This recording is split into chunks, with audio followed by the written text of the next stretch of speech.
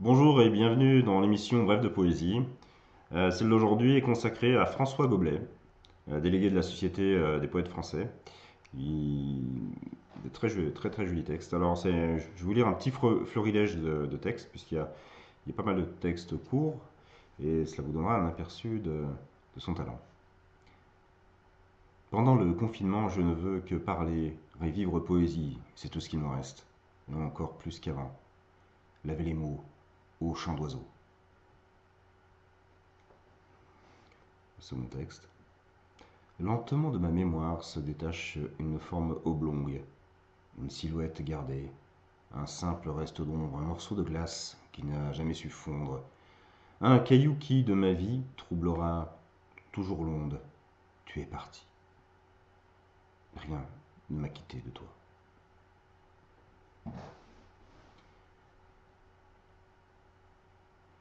J'avais tant de livres, hélas, et le souvenir de caresses, seul dans les troquets, me laissant happer par les vents.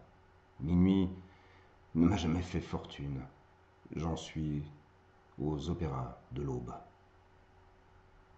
Magnifique. J'étais déjà dans le confinement avant le confinement. Mon chemin écumait les boîtes à livres, les rayons poésie des bibliothèques, librairies, car c'est si rose paradis pour mes sens en éveil.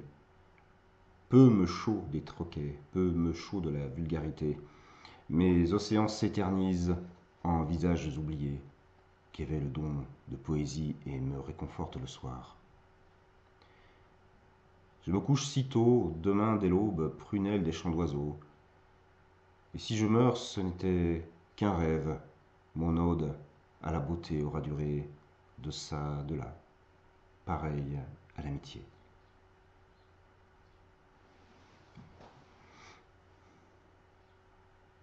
Je vis dans un royaume des fous, et c'est moi qui prends un traitement à vie.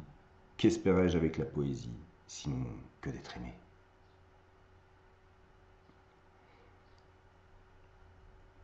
Il n'y a pas de Dieu là où mon père est mort et j'emporte les cendres. Mais mon Christ au bras cassé, un tant soit peu, me console.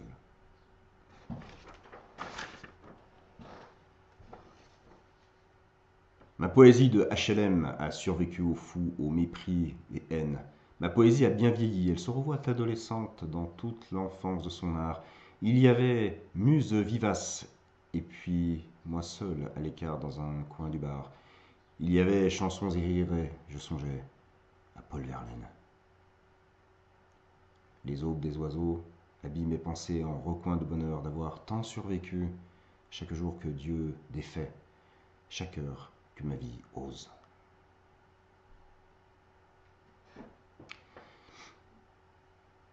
La ville est un désert où je me sais habité par les poètes fantômes, par-delà tous les jugements derniers. Magnifique.